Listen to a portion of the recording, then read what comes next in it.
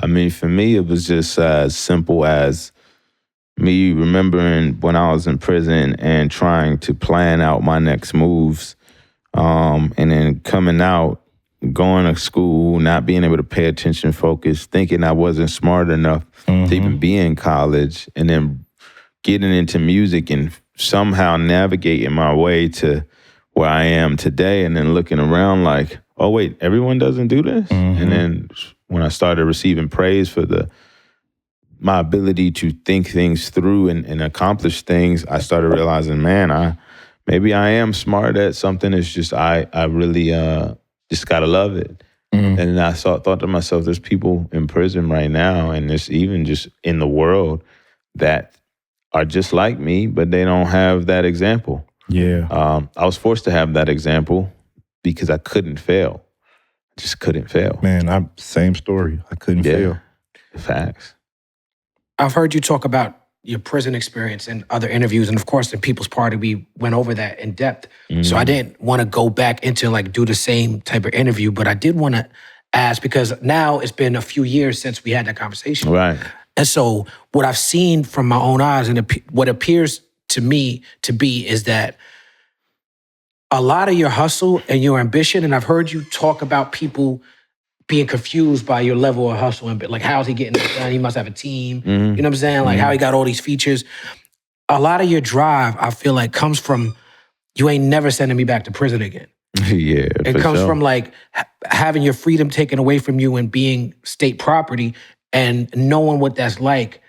And so you celebrate life in a way that other people who have not had the experience of going to prison don't. Is that accurate to say? Yeah, no, 100%. I think that I'm probably the most confusing person or rapper to a lot of people. Until you get to meet me and really sit down and talk to me, then it all makes sense. Right.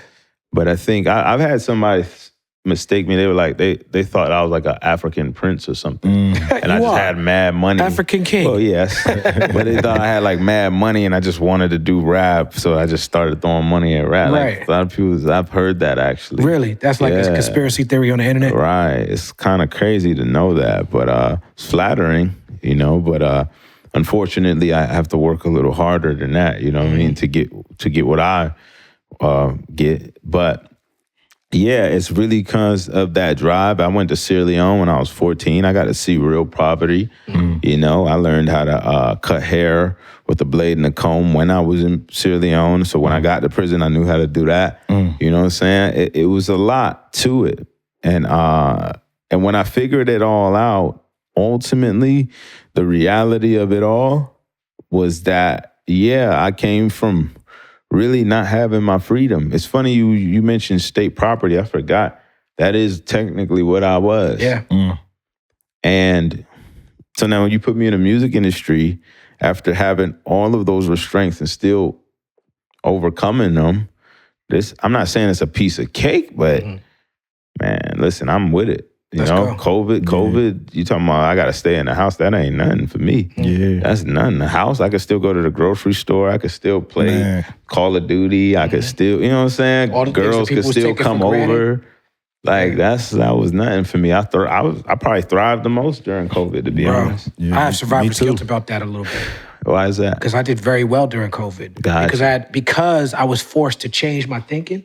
I was forced to not be on the road and have to really think about where other revenue streams going to come from. Because most of my revenue is from touring. Gotcha. So when there's no more touring, I had to look. I had to go through me and Federico sat down. I went through my computer songs I did that I never put out. And that I hadn't listened to in years. That's just, I never had the time to go back to them. We started putting little projects together. People's Party went up. We got the Liberation album done. We got the Black Star album done. We did Midnight Miracle out in Yellow Springs. Like we was... Yeah. You know, and because like I had to retrain myself to figure out how to go out there and get it. Yeah, that's real. Nah, but that's what it is. So it's like, listen, no matter what happens to me, you will never see me go and complain about certain shit on the internet pertaining to other people being a reason for something that I don't have. Even if I gotta holler at them man to man or on a phone. Or in them DMs. In the DM. Any of that. Right. I just don't really, because I overcome everything. And that's what people like. That's why I'm like, listen, there's people out there who definitely are jealous of the things that I have or feel a way about what I do and have things to say, never to my face, but, I hear the whispers and things like that. And at the end of the day, all that does not matter because I'm the kind of person that no words can stop me. I'm really like a product of that cliche, which is nothing can stop me but me. Like I really am like, it's all here. Which side are you on? Get off the fence, son. Which side are you on? Get off the bench, son.